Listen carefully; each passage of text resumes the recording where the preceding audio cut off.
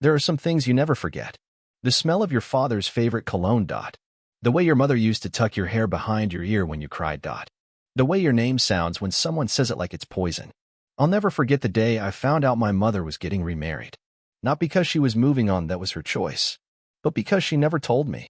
I found out through a distant cousin's Instagram story. A quick pan across a backyard decorated in string lights, tables covered in champagne flutes, a white dress in the background, and a caption that hit like a knife. Can't believe she's finally saying I do again. Hashtag second chances. No one had said a word to me. Not my mother. Not my sister. Not even the cousin who posted it. I stared at that screen in silence for 10 whole minutes, my breath stuck somewhere between my chest and my throat, until the pain finally cracked through in a whisper. Is this a joke? The next day, I got confirmation in the most casual, heartless way imaginable. My sister called me, not to invite me, not even to explain. She said, "Hey, just wanted to give you a heads up. Mom's wedding is this weekend. Don't make a scene." That was it. No apology. No explanation.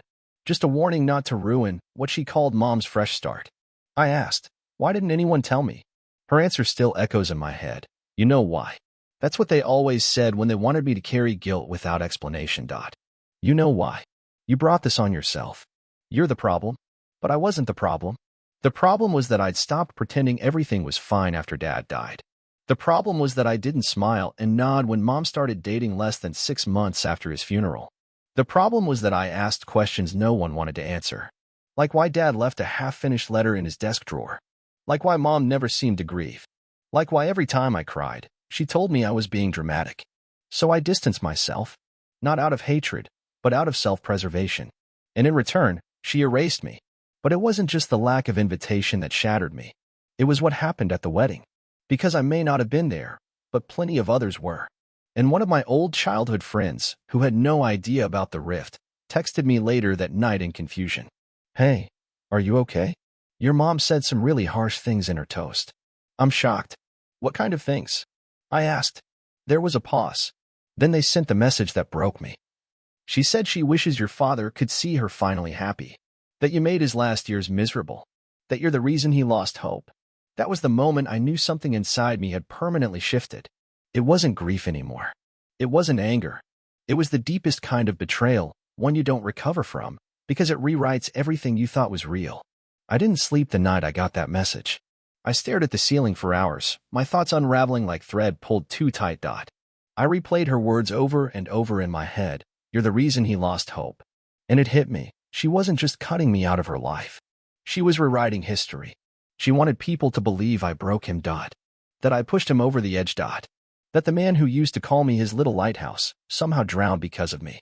But deep down, I knew that wasn't true. And I knew there had to be something more. The next morning, I drove back to my childhood home. It was empty now, just a place Mom hadn't bothered to sell yet. A house that still smelled faintly like cinnamon and old paperbacks. A house full of ghosts. I walked straight into my father's old study. It hadn't changed since he passed. His desk still had that chipped corner he always promised to fix. His books were still stacked by genre and date. His old reading glasses still sat on top of a yellow legal pad. And in the bottom drawer, beneath a tangle of wires and 2 broken pins, I found them. 3 black notebooks. No titles. No labels. Just worn leather covers and years of secrets inside. I sat down in his old chair, my hands trembling as I opened the first page. His handwriting. Slanted, neat, familiar. I felt the breath catch in my throat as I read the first line. If you're reading this, it means I didn't make it. I swallowed hard. Each entry was dated. Some were short, just a sentence or 2. Others stretched for pages. He wrote about everything. His therapy. His fears. His regrets. His desperate efforts to hold on for me. For my sister. But what shattered me most was how much of it was about Mom. He wrote about how she belittled him. How she mocked his breakdowns as mood swings. He wrote about nights he slept in his car because she needed space after arguments. He wrote about how every time he tried to be vulnerable, she called him weak. How she said things like, if you really loved us, you'd get over it. He wasn't perfect. He admitted that. He said he lost patience sometimes. That he didn't always know how to help himself, let alone others. But nowhere did he blame me. In fact, my name came up more often than anything else. He wrote, She's the only reason I'm still trying. She notices things her mother doesn't. She sat with me for hours after that terrible night. Didn't ask for anything. Just stayed. I cried so hard I thought I might pass out. Because everything I'd carried, the shame, the guilt, the belief that maybe I had been too much, wasn't mine to carry. My father hadn't left because of me. He'd left because he'd been broken slowly, quietly, by the person who was supposed to love him most. And now she was standing in front of dozens of guests, raising a champagne glass, painting herself as a widow who had endured, while I was the villain.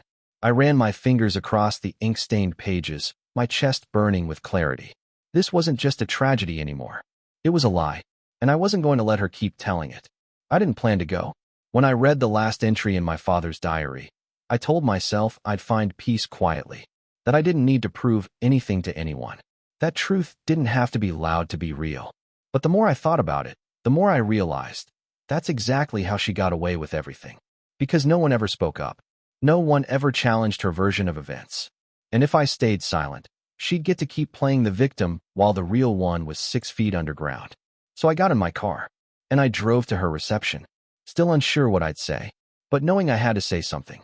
It was in a country club ballroom, all white linens and fake floral arrangements. I slipped in through the side entrance. No one even noticed me at first. They were too busy toasting, eating cake, snapping selfies with the new husband, who I'd never even met. But when she saw me, her face dropped. Her wine glass froze midair. Her smile cracked like thin porcelain. She stepped down from the little stage area and stormed toward me, whisper screaming, "What the hell are you doing here?" I pulled the notebooks from my coat and looked her dead in the eye. "I came to return what you tried to bury." Her eyes flicked down, saw the journals, went pale. "You need to leave." "I'm not leaving," I said calmly, "until everyone here knows the truth." By then, a few people had noticed. My sister was already rushing over. Some guests stared awkwardly, others whispered. Mom's voice dropped to a hiss. "If you say a word, I won't say anything." I cut in. "I'll let him speak." And with that, I climbed the 2 small steps to the stage and took the mic. No one stopped me. Not the DJ, not the staff, not even her. Maybe because deep down, they sensed something real was about to happen. I opened the journal to the final entry. My voice trembled, but I kept going. "To whoever finds this." I tried. I really did. But I'm so tired. I can't pretend anymore. She calls me weak. But weakness isn't crying. Weakness is silence. And I can't be silent anymore. I looked up. The room had gone completely still. No clinking forks. No laughter. Just silence and breath. Then I read another line. "My daughter is the only one who listens. The only one who stays after everyone else walks away. I hope she never forgets that she was the light in all this darkness." My voice cracked. But I finished. "If I go, it's not because of her. It's because I was already gone, piece by piece, long before now." When I closed the journal, no one clapped. They didn't have to, because the truth had landed like a thunderclap. Mom stood frozen, lips trembling, face red, but not from shame. From rage. "You twisted everything," she spat. "You came here to humiliate me." "No," I said. "You did that on your own." Then I turned to the guests. "Believe whatever you want. But don't let her lie about a man who can't defend himself anymore." And with that, I walked out. No applause. No closure. Just the sound of silence finally breaking. She tried to pretend nothing happened. That was her style. Always had been. Pretend, deflect, repaint. After the reception, she didn't reach out. No call. No message. Nothing. But I started hearing things. From family. From old neighbors. Even from a cousin I hadn't seen in years who messaged me one night with, "I never knew. I'm so sorry." Her perfect little fantasy life started cracking almost immediately. Her new husband? He left her. Apparently, he hadn't known everything either. She'd told him that my dad had depression and that he pushed everyone away. She played the grieving widow with grace. But when he found out about the journals, heard what she said at the reception, and how she framed me to an entire room of people, he left. Didn't even pack everything. Just disappeared one day and left her a note. I heard it said, "I married a woman grieving a tragedy. Not someone who created one." Poetic justice, I suppose. But I didn't feel victorious. I felt hollow. Because this wasn't revenge. It wasn't some storybook ending where the villain falls and the hero walks into the light. This was family. Or at least, what used to be one. My sister didn't speak to me for weeks. Then one day, I got a voicemail. She didn't say sorry. She didn't admit anything. But her voice shook the whole time. I just don't know what's true anymore, she said. I didn't call back. Because deep down, I think she did know. She just wasn't ready to face it. People like her, like our mother, they cling to illusions because they're easier than reality. And reality is this. Our father was a broken man. Not by me. But by silence. By cruelty. By the people closest to him who refused to see his pain until it swallowed him whole. I got a letter from Mom, weeks later. Handwritten. Neat cursive like she was writing a thank you card. She said she forgave me. She forgave me. As if I were the one who needed redemption. As if I hadn't grown up tiptoeing around her moods, her judgments, her icy stares. She didn't say sorry. Not once. She just said she wished I hadn't done what I did in front of so many people. Some things are better kept private, she wrote. That line made me laugh out loud. Because keeping things private is what killed him. I never wrote back. And I don't plan to. People sometimes ask me if I regret it. If I regret showing up at the reception. If I regret airing our family's secrets in front of strangers. If I regret standing on that little stage with my father's journal and shaking hands and reading his truth aloud like a prayer finally answered. And the truth is no, I don't regret any of that. Not the confrontation. Not the fallout. Not the silence that followed. What I regret is believing her for so long. I regret every time I thought I was too sensitive. Every time she rolled her eyes at my tears and I swallowed them like they were shame.